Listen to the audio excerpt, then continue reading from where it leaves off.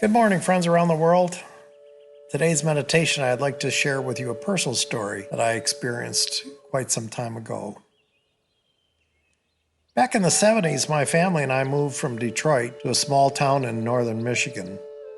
We owned a small cabin in the woods, and I went from being a manufacturer's rep selling sophisticated hospital and surgical supplies to working with my hands and body as a mason's tender in the warmer weather and a lumberjack when the snow began to fall. As a mason's tender, I carried cement blocks from the drop-off point where the masons laid their blocks and bricks. It was a grueling yet wonderful way to make a living. But more fascinating than that was when we put our blocks and bricks down and picked up our chainsaws and went into the woods. I'll never forget my first day on the job as a lumberjack. My assignment was the banking ground. It was my job to cut the timber the other lumberjacks brought to me into logs that were 100 inches long. The fellow I worked for, his name was Dave Bunker. He picked me up that first morning as I jumped into the truck. He looked at my lunch bucket and asked, "What's that?" I looked at him confused.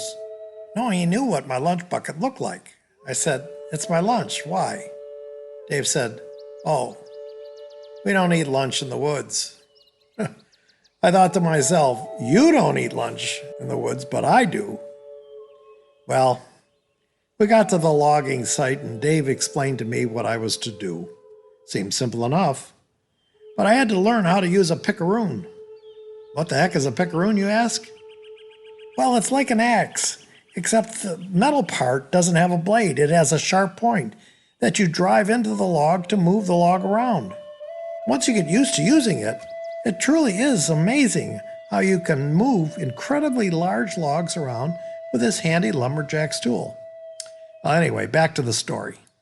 So I got to work. I asked Dave if I could build a fire, and he sort of laughed and said, "Sure." So as he took off on the skidder to get the first bundle of logs for me to cut, I built a fire. Then I heard the noise of the skidder getting closer.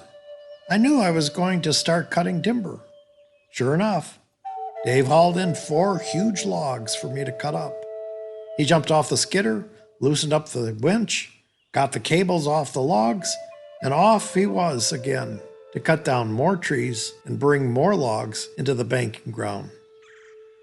For 3.5 hours, I worked nonstop. I shed all of my outer clothing, and I was down to long underwear beneath my flannel shirt and jeans.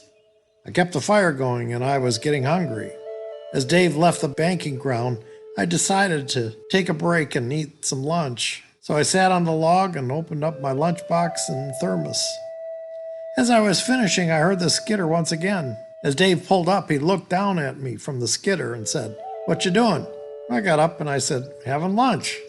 Without another word, he turned the skidder off and jumped down onto the ground. I looked at him confused and he said, "We're done for the day." Then I felt something on my back. Then I realized my shirt was frozen. "Huh?" And Dave said, "That's why we don't eat lunch in the woods. We'll freeze up once that happens, and there's nothing you can do to get warm again." We drove home in absolute silence, and I never brought my lunchbox into the woods ever again.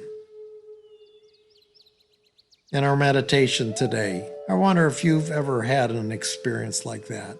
What did you learn about it? About the situation?